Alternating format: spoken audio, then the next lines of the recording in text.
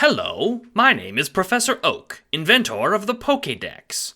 Some call me the Pokémon Professor, much to my father's chagrin. Speaking of that old bag of bones, for the past 4 chapters, you've been forced to hear his pipes warble on about his research. Well, enough, I say. It's high time you, the humble reader, got a break from his horrid voice and got a helping of mine.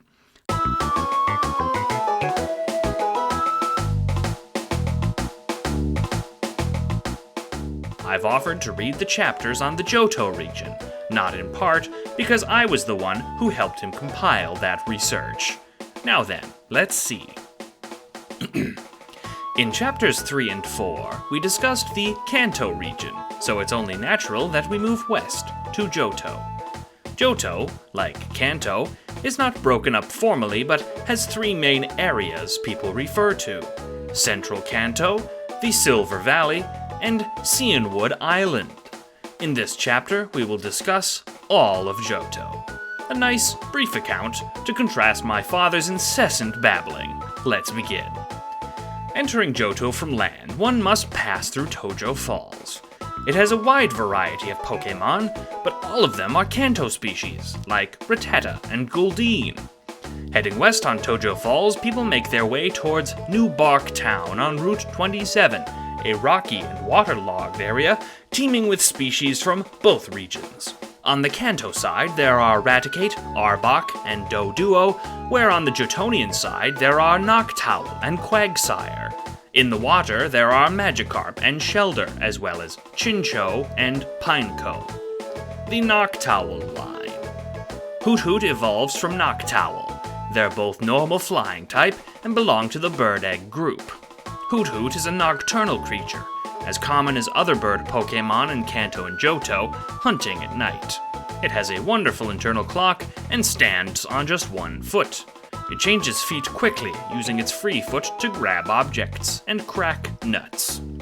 Noctowl look different than they once did, once sporting a sleeker appearance, but due to being outperformed by Pidgey, they adjusted a more regal look. Their gaze can put their prey to sleep when it strikes.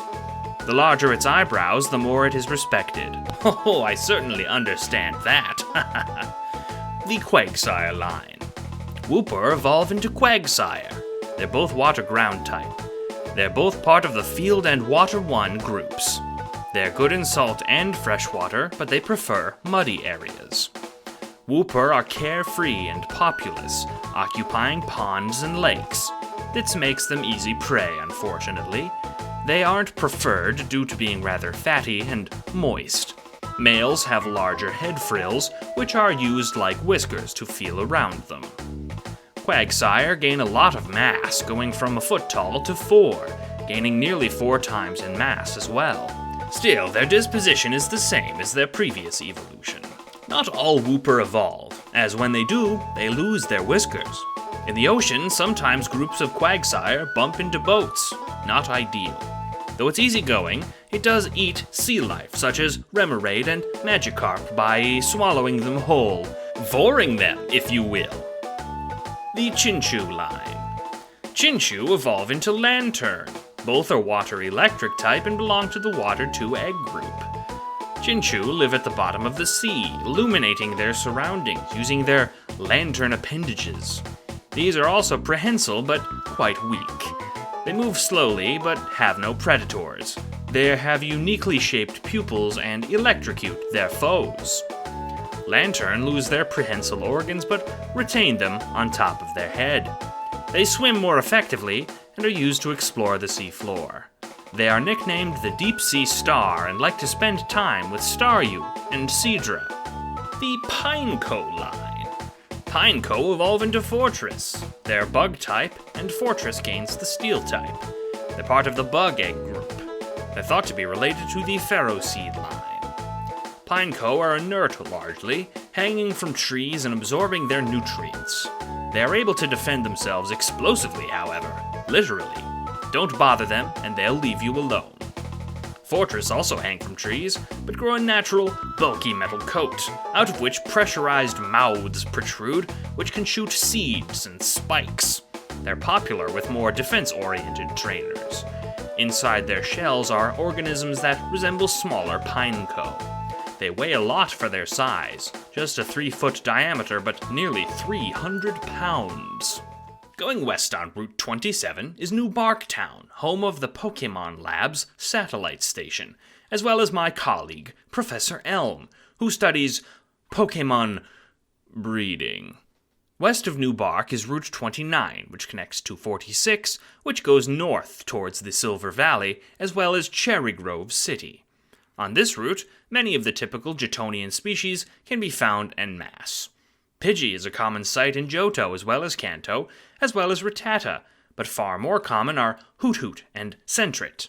Hoppip also live here, and in trees there are Spinarak, Apalm, and Heracross. Hoppip lazily float about on sunny days. The Sentret line. Sentret evolves into Furret. They're both normal type and they belong to the field egg group. They're said to be related to Linoon. Sentret's name is derived from sentry. These wary Pokemon scurry about in tall grass, standing on their strong tails to peek above it. Furret are similar, but their long bodies allow even more efficient peeking. They grow to be nearly 6 feet, their thick tails making up almost half of their length. They are prey for birds like Noctowl, but they'll put up a fight. The Hoppip line. Hoppip evolve into Skiploom into Jumpluff. All three are grass-flying type and belong to the fairy and grass egg groups. Hoppip has 2 large leaves on its head. Once it matures, it can use this to fly. They're incredibly light, as, much like Jigglypuff, they have no bones. Skiploom trade propellers for a circular flower on their head that spreads spores and pollen as it flies. Groups of them are a common sight and they're sometimes picked off by bird Pokemon while floating, but they're not easy prey, since their spores are poisonous. Jumpluff lose their propellers entirely. It's a common misconception that they can fly. In fact, they keep lighter-than-air gases in their bodies and catch wind currents to drift about. They used to have just one single puff on their heads. The Apalm line. Apalm evolve into Ambipom. They are normal type and belong to the field egg group. Apalm have prehensile tails with hands on the end, allowing them to climb easily. They have a playful smile on at all times and are notorious pranksters. Ambipom might be the most hideous evolution I've ever seen. Goodness, look at this thing. It trades in its nice hands for strange appendages on its new tails. How unwholesome. Heracross are bug flying type and don't evolve permanently, but do have a megaform. They belong to the bug egg group. Heracross is a common sight in Johto, both in industry and in the wild. They are strong and loyal. In large numbers they are problematic, but they are kind and accommodating. They're a rare type of bug Pokemon who have no natural predators. They stand at about 4 feet tall, but their horn boosts this size to nearly 5. Mega Heracross gains an even more massive horn that can pinch, as well as muscular bulk. Heracross are many Johtonian trainers' first Pokemon. They love honey. Who doesn't? Cherry Grove City lies on the coast of the Cherry Grove Bay. Fishing in the bay nets anglers crabby, Magikarp, common in Johto as well as the Johtonian species like Corsola. Corsola don't evolve, but they have a Galarian form that does. Corsola live in Johto and Hoenn, and once did in Galar. They're water and rock type, and belong to the Water 1 and 3 egg groups. They're mostly female. Corsola vary in size greatly, depending on how much sand and rock they've accumulated. They are unique and vital to ocean's ecosystems, since they feed on nutrients and minerals that are dangerous to other creatures and also serve as the habitat for many fish Pokemon. North from Cherry Grove City is Route 30, home to another colleague of mine, Mr. Pokemon. A bit of an egotistical name. Pokemon can be found in this hilly area, such as the aforementioned Hoothoot and Sentret, as well as Ladybug, living alongside Weedle and Caterpie. The Ladybug line. Ladybug are bug flying type and belong to the bug egg group. They evolve into Ladian. Ladybug are the main prey of Hoothoot and Pidgey in Johto. They're prolific and breed quickly, usually with their own kind. They always have 5 stars on their backs. Ladian are nocturnal, hanging on trees during the day. It seems to be invigorated by the stars in the sky, its spots glowing when more stars shine. They prefer swarms. Route 31 to the north connects Violet City and has an entrance to the Dark Cave. Dark Cave has several entrances and exits, too numerous to mention, but suffice to say it contains many of the typical cave Pokémon, namely Zubat and Geodude. Uniquely, however, it also contains Dunsparce, Teddiursa, Wobbuffet, and Shuckle. Dunsparce don't evolve. They're normal type and belong to the Field Egg group. They're said to be related to Dranpa. Dunsparce grow to be about 5 feet long and use their small wings to glide low over the ground. Some trainers ride Dunsparce like a surfboard, and in spite of their size and weight, they don't seem to mind. Dunsparce appear to have closed eyes, but this isn't the case. They just have unique pupils and sclera. They cannot see well anyway, preferring darker areas. You know, seeing one is said to be good luck. Teddiursa evolve into Ursaring. They are normal type and belong to the Field Egg group. Teddiursa are nocturnal, its crescent mark glowing at night. They love honey, and its paws grow sticky with it. Ursaring are not to be trifled with. They're powerful and strong, and while not outwardly dangerous, if their young are threatened, it will not stop until the interloper is dead. If facing one, please play dead. It is not recommended that young trainers attempt to catch Teddiursa or Ursaring. Thank you. Wobbuffet, or as my father says, Wobbuffet. Why not evolve into Wobbuffet? They're both psychic type and belong to the Amorphous Egg group. Female Wobbuffet have pink lips. Why not are not actually the big blue Pokémon one thinks of. They're actually controlled by the black tail behind them. The same goes for Wobbuffet. Wobbuffet are found in caves. Attacking the blue part will just cause problems, as it's not comprised of any organs except for its mouth, meaning that its attacks will be just deflected back.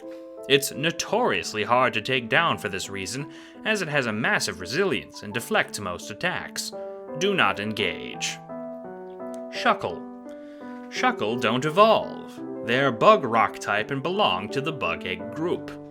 Shuckle have some of the most intense defenses of any Pokémon. They're so compact that hurting them directly is incredibly difficult. On top of this, their bodies are soft and resistant to impacts, so even its fleshy parts are hard to hurt. Inside their shells, they keep food, like berries. Still, long-beaked birds can dig into the holes of its shell for a free meal. To the west is Violet City, home to the Sever badge of the Pokémon League, as well as landmarks such as the Pokémon School and Sprout Tower. As one might imagine, the trainers within train Bellsprout, monks that appreciate the Pokémon. But all the native Bellsprout inside were captured. Now the tower contains only Rattata and Ghastly.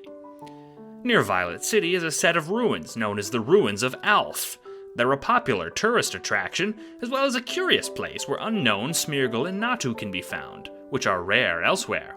Tune in your radios to hear a fascinating transmission. Unknown don't evolve. They're psychic type and belong to the Undiscovered Egg group. Unknown have the most forms of any known Pokémon. They are what humans derived writing from, each one in the form of one of the letters we use, at least roughly. They don't have much use in battle, but they're mysterious. They're capable of cooperating to make words, but this is rare. In large numbers, like in the Ruins of Alph, they can exhibit strange behaviors that are being studied to this day. Smeargle don't evolve either. They're normal type and belong to the Field Egg group. They secrete a special paint-like substance from their tails. This substance is used to mark its territory in many creative ways. My apologies to anyone who enjoys their paintings, but this substance is mostly excrement and urine. But not to worry, it's perfectly sanitary in spite of this. Natu evolve into Xatu. They're both psychic flying and belong to the Flying Egg group. Natu is small and herbivorous. They often stare into the distance, blankly. It's thought they're able to see things that normal humans and Pokémon cannot. It can't fly yet, so it hops around. Very cute. Xatu are even more mysterious, often remaining inert for days at a time. They spread their wings occasionally for seemingly no reason. It's said they can see the future, but this is somewhat unlikely. And if it can, they've never shown any desire to do anything about it. South from Violet City is Route 32 and 33, connected by Union Cave. The magnet train bridge hangs over this route. This route contains a general species of Johto, like Hoothoot and Rattata, as well as Ghastly, at night. It also contains Wooper and Mareep, and in the sea to the east are species like Quillfish. The Mareep line. Mareep evolve into Flaffy, into Ampharos, and Ampharos Mega evolves. They're electric type, with Mega Ampharos obtaining the dragon type. They're part of the monster and field egg groups. Mareep conduct electricity in their wool. They are not preyed upon for this reason, as any would-be predators get a nasty shock. Flaffy have less wool but are no less electric. They become bipedal and can discharge electricity through their horns. They're friendly, but their friendliness exhibits itself by shocking people, so do be careful. Ampharos are serene and sweet, using its tail and head jewel to defend its trainer. Unfortunately, they can no longer grow wool. Their fur is sheen and sleek. It can light its tail up like a beacon. Mega Ampharos gain the dragon type and regain their wool in flowing manes and tails, which compound its electric ability. Though Fluffy, don't hug one. You might die. Quillfish.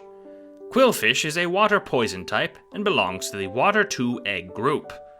Quillfish might be the world's most pointless Pokémon. It's not even used in the league. It's hideous. It doesn't evolve. It's simply a nuisance. They're not even prey for a better Pokémon. And for fish Pokémon, they can barely swim. How pointless. Well, so to speak. Inside Union Cave, there are no new species, just the cave fare, like Zubat, Onyx, Geodude, etc. Union Cave was once also the natural habitat of Lapras.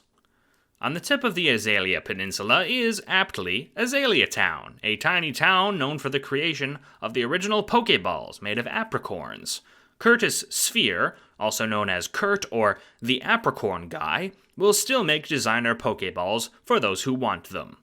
Azalea also hosts the Bug Gym's Hive Badge to the Johto League. Nearby, one must cross Elex Forest to head north back up the peninsula to get to Route 34. Elex Forest has several bug species that thrive in the sea air and thick woods, such as Weedle, Caterpie, Paris, and Pineco. On Route 34, on the west side of the Azalea Peninsula, leads to the famous Pokémon Daycare. The daycare was established and has an effect on the nearby wildlife. Many Ditto make their homes here, as well as the friendly Pokémon Snubbull. Snubbull are fairy type and belong to the field and fairy egg groups. They're mostly female and evolve into Granbull. Despite their somewhat stern-looking mugs, these Pokémon are nothing short of sweet. They're affectionate and loyal and powerful to boot. They're prized by socialites in Johto and Kalos. Granbull are even more stern-looking, even though they're just the same as their pre-evolutions. They like laying on their front sides to rest their massive jaws. Though they're imposing, they're crybabies and require special attention to ensure they do not grow depressed. Excellent guard Pokémon. North on Route 34, Goldenrod City lies on Johto's west coast. This city is the center of industry in Johto, home to the radio tower, a tower that has been the head of broadcasting in Johto. It's also home to the Plane Badge.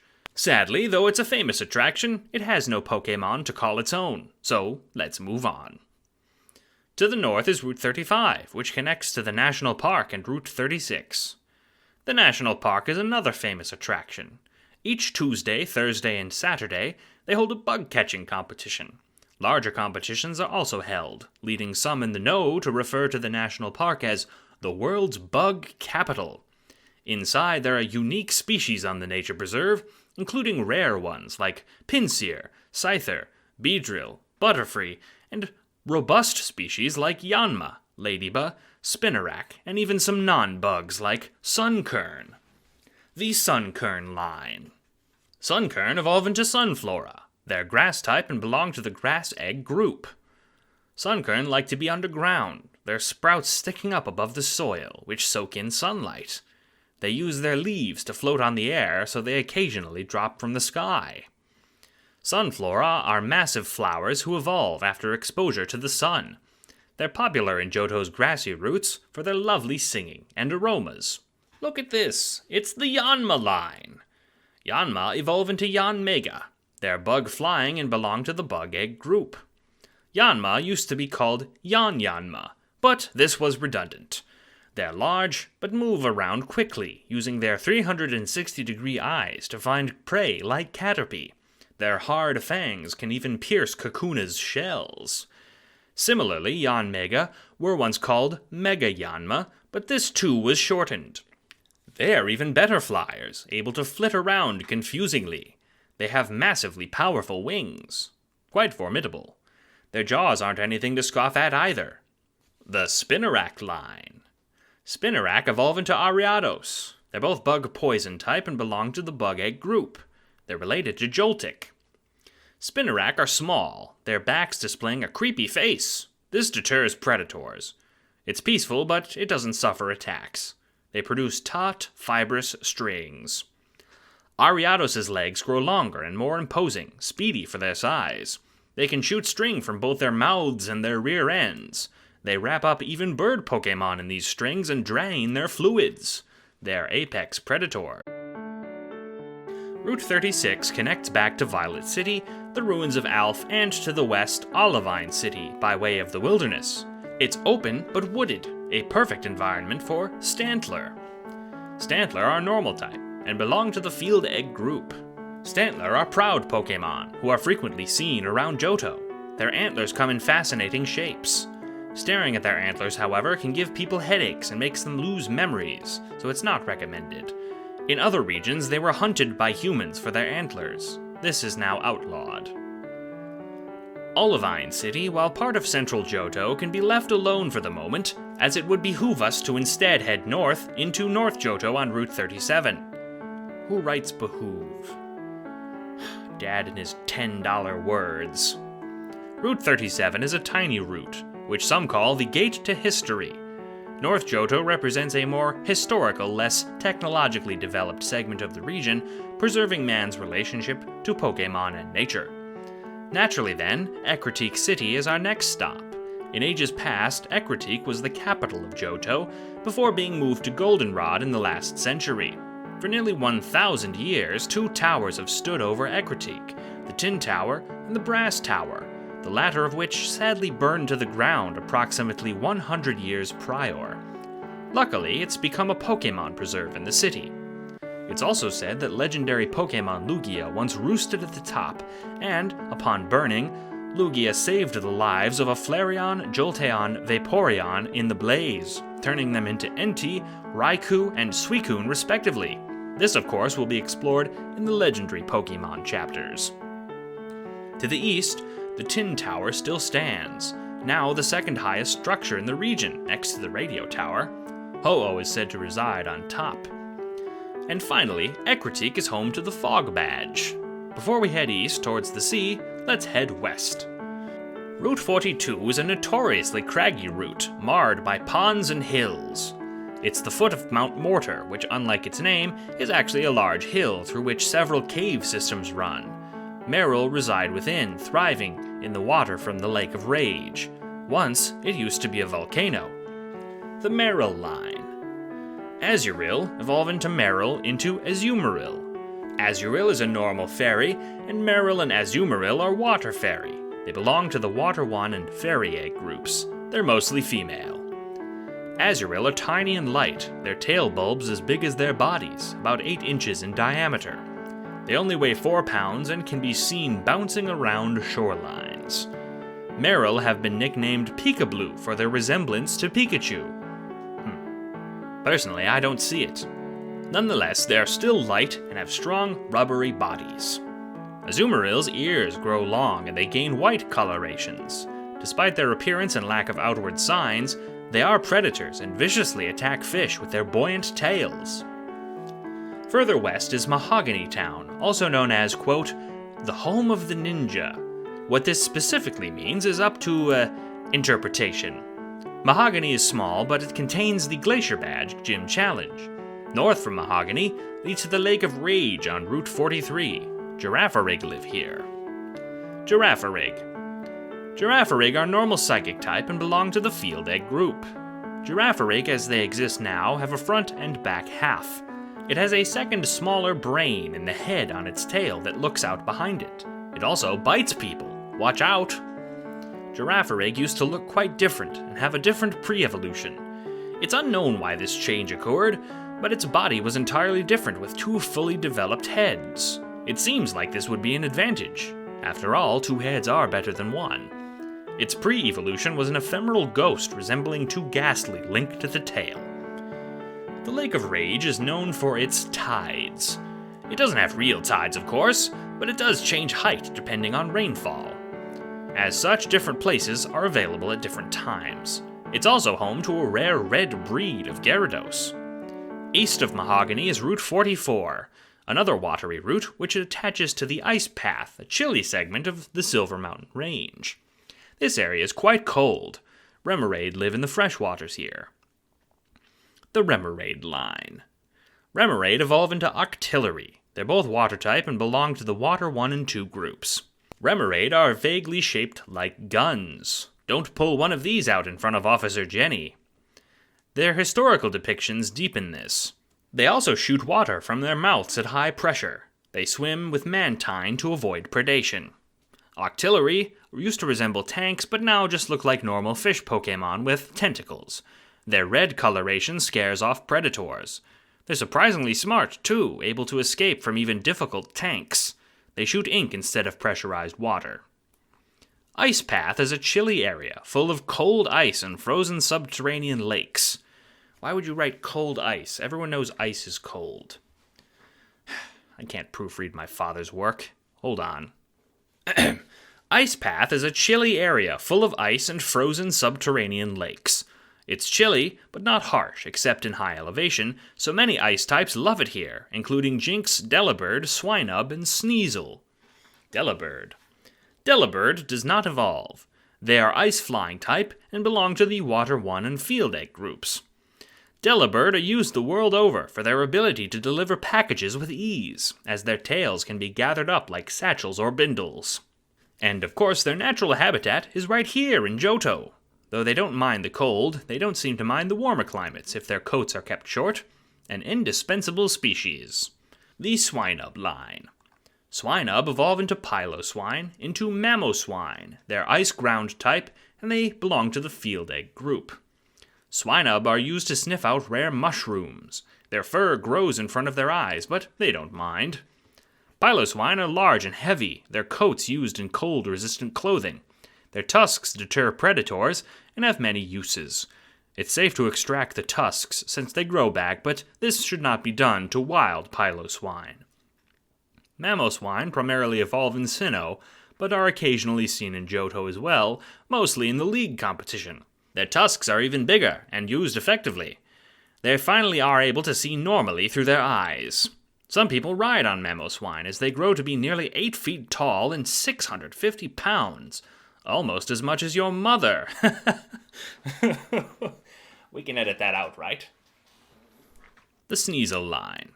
Sneasel evolves into Weavile. They're ice dark and belong to the Field Egg group. Females have smaller dominant ears. Sneasel live in cold dark caves and prank trainers and Pokémon alike. While mostly harmless, they're irritating and can result in cuts from their sharp claws. They eat many Pokémon, but end up reverse preyed upon due to their antagonism. Weavile don't outgrow their childish pranking, but they're not seen much in the wild, so their nefariousness is devoted to battle. Ice Path leads to Blackthorn City, a notoriously difficult stop on the Pokémon League Challenge, home to the Rising Badge using dragon types. The famous Lance and his father, the current league champions, hail from here. The Dragon's Den lies to the north, an old cave that used to house a traditional Johtonian shrine, which now, of course, houses Dratini in its natural habitat. Many Cantonian species live safely in Johto, such as Dratini and Lickitung, which are endangered in Kanto.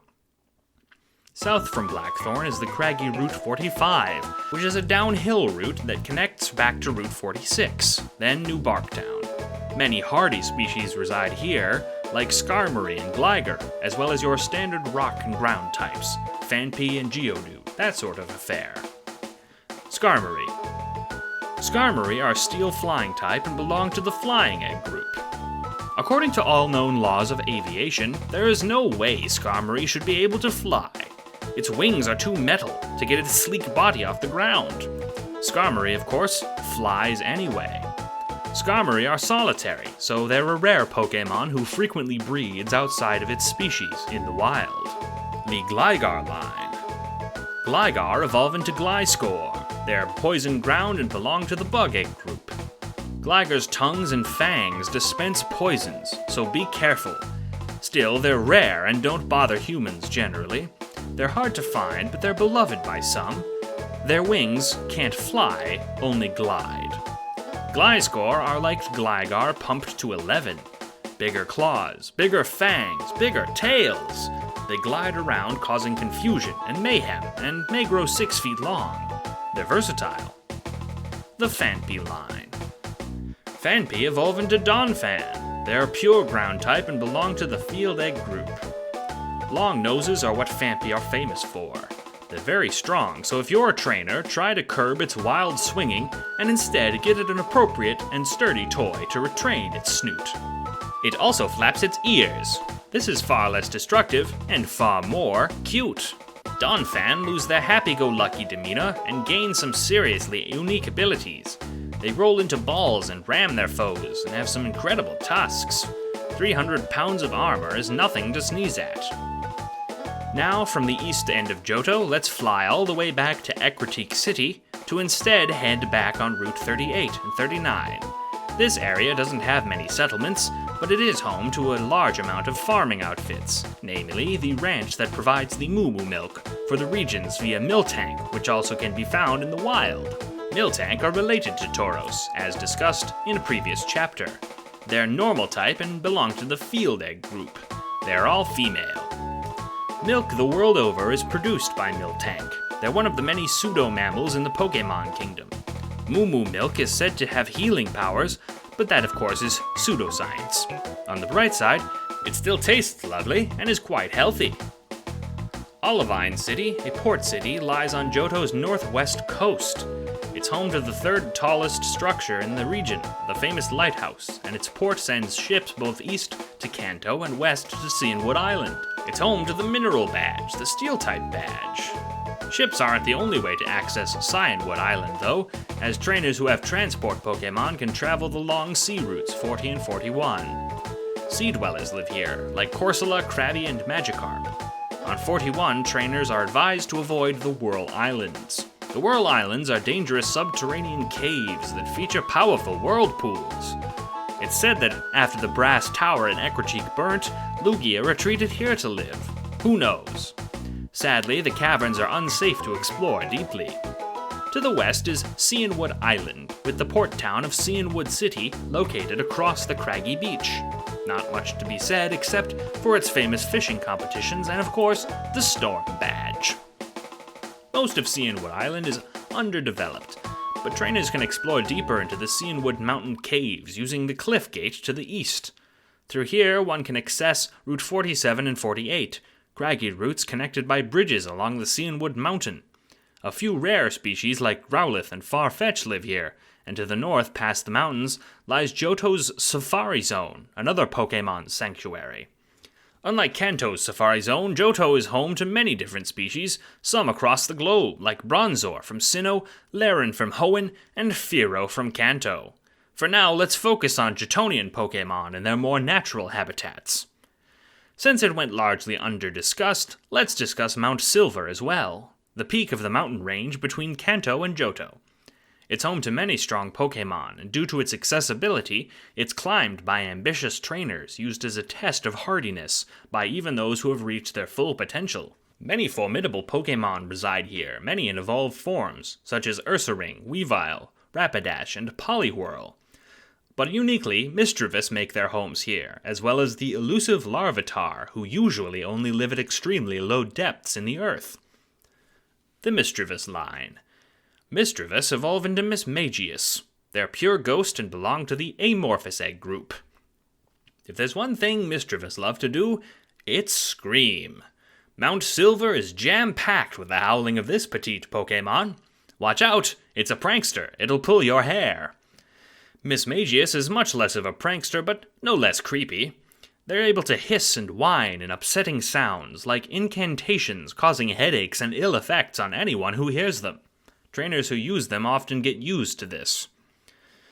The Larvitar line. Larvitar evolve into Pupitar into Tyranitar.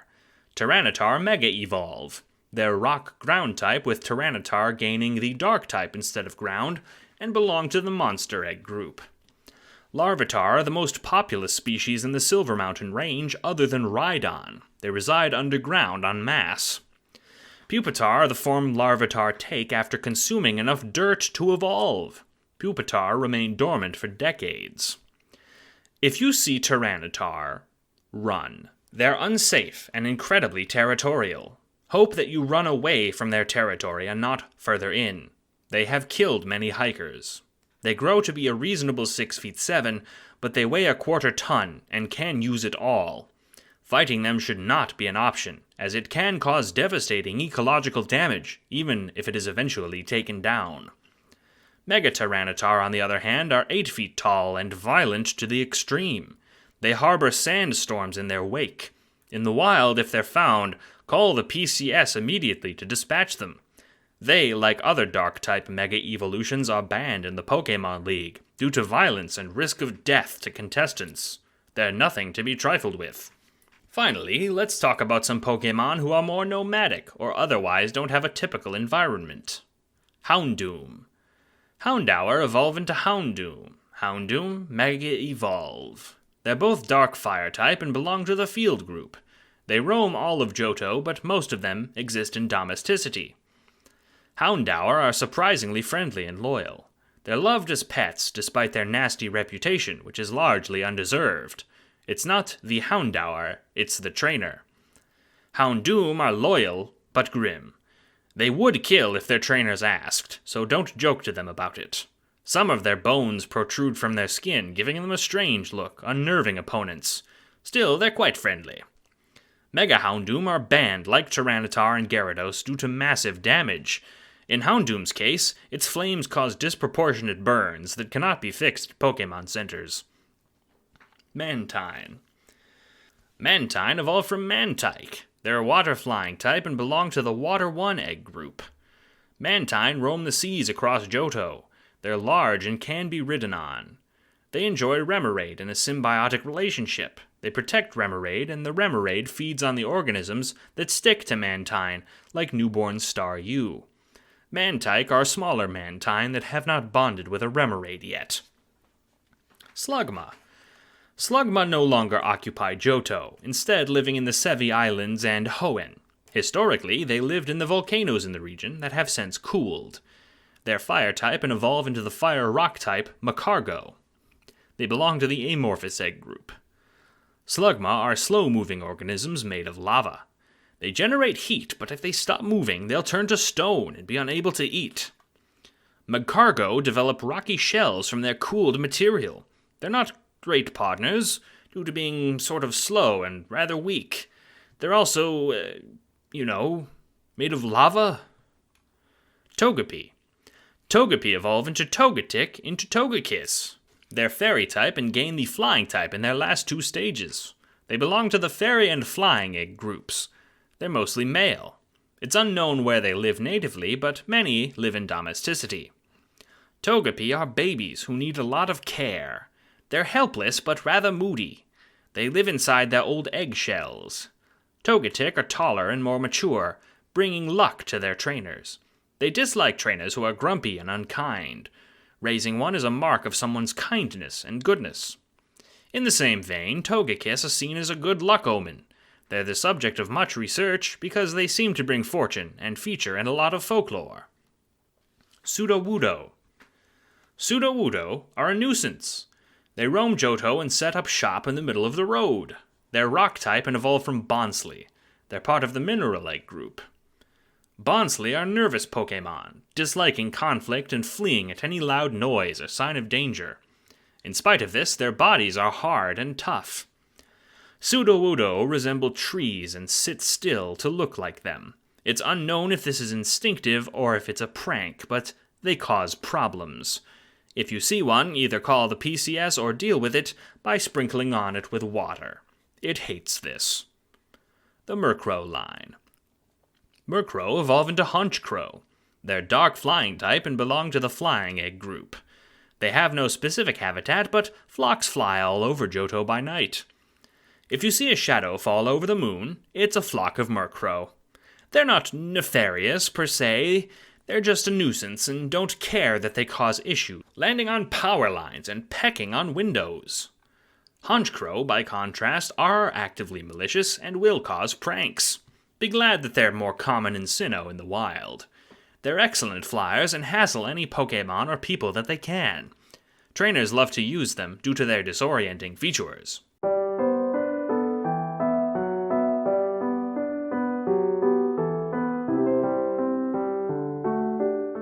And with that is Johto, a humble historic region, much less populated but much more diverse than Kanto. It's a beloved place, and Kanto and Johto are proud to call one another neighbors. After Kanto and Johto, which reside on the Tojo Island landmass, we will be discussing Hoenn and Sinnoh to the west and east respectively. These four regions are part of the larger continent known as Decadia, connected by a largely submerged landmass. After this, of course, we will be exploring the larger world and its regions.